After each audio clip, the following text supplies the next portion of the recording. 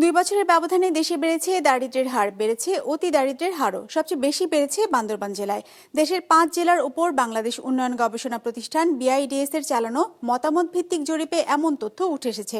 সোমবার রাজধানীতে আয়োজিত এক সেমিনারে যা প্রকাশ করা হয়। যদিও এই জরিপের ফলাফল ও পদ্ধতি নিয়ে প্রশ্ন তুলেছে পরিসংখ্যান ব্যুরো। 250-টিরও বেশি ডিজাইন অপশন নিয়ে ওয়ালটন স্মার্ট ফ্রিজ, বোঝে আপনার প্রয়োজন।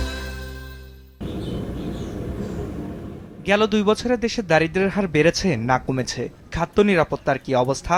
এমন বেশ কিছু প্রশ্নের উত্তর জানতে বান্দরবান, ঢাকা, সিলেট সহ দেশের 5 জেলার শহর গ্রাম মিলিয়ে 3150টি খানার উপর জরিপ চালায় BIDS।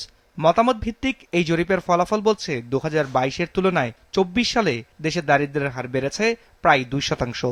বেড়েছে অতি দারিদ্র্যের হারও 0.57% বেড়ে দাঁড়িয়েছে 6.67%। 22-এ কিরকম এক্সপোজার ছিল, এখন কিরকম, আপনি কিভাবে কোপ করেছেন ওই সব শখ 22-এ, এখন কিরকম, তারপরে আপনার যে 22-এ আপনার সাবজেক্টে আপনাকে কিরকম দরিদ্র মনে করতেন, না নাকি নন পুয়ার মনে করতেন, নাকি চরম দারিদ্র মনে করতেন, এখন কিরকম, এটা তুলনা করে আমাদের ইভেন যদি আমি BBS এর অংশটা বাদেই দেই, আমাদের আলোচনাতে দেখা যায় যে পভার্টি সিচুয়েশন অবস্থা তাদের খারাপ হয়ে গিয়েছে। BIDS এর জরিপের ফলাফল অনুযায়ী এই সময় শুধু দরিদ্র আর অতি দারিদ্র্যের হারই বাড়েনি, বরং বেড়েছে খাদ্য নিরাপত্তার ঝুঁকিও। তাদের তথ্যমতে 2022-এর তুলনায় 24-এ প্রায় 8% মানুষ মনে করছে তাদের খাদ্য নিরাপত্তাহীনতা বেড়েছে। এ সময় সবচেয়ে বেশি দারিদ্র্যের হার বেড়েছে বান্দরবান ও ঢাকায়। তবে রংপুরে কমেছে দরিদ্র ও অতি দরিদ্র উভয় হারই। জরিপের ফলাফল অনুযায়ী 2 বছরে অভ্যন্তরীণ ও বৈশ্বিক সমস্যার কারণে অন্তত 80% খানার আয় কমেছে। All this situation before 3 years or so.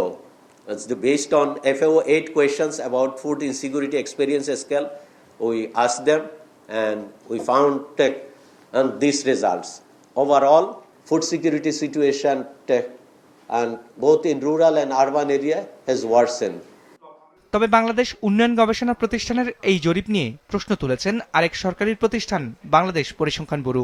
এটার সবচেয়ে দুর্বল দিক যেটা, এই সার্ভে র্যান্ডম স্যাম্পল না হওয়ার কারণে এখান থেকে স্ট্যান্ডার্ড এরর বা কনফিডেন্স ইন্টারভেল বের করা যাবে না। স্ট্যাটিস্টিক্সের সবচেয়ে বড় ইম্পর্টেন্ট যেটা হচ্ছে আপনার কনফিডেন্স ইন্টারভেল দিতে হবে। কোনো পয়েন্ট এস্টিমেট দিয়ে আমি বলতে পারবো না যে এইটি আসলে এক্সিস্ট করবে, কারণ আমি যদি আরেকটা সেট অফ স্যাম্পলে যাই এই রেটটা থাকবে না। এই রেট সাধারণত মানুষের জীবনযাত্রার ব্যয় বাড়লে সঞ্চয় কিংবা সম্পদ ভাঙার প্রবণতা দেখা গেলেও BIDS এর গবেষণায় দেখা গেছে আলোচ্য সময়ে অন্তত 2% কমেছে এই হার, জানিয়েও প্রশ্ন তুলেছেন আলোচকরা। রায়হান শোভন, বিজনেস রিপোর্ট, মাছরাঙা টেলিভিশন।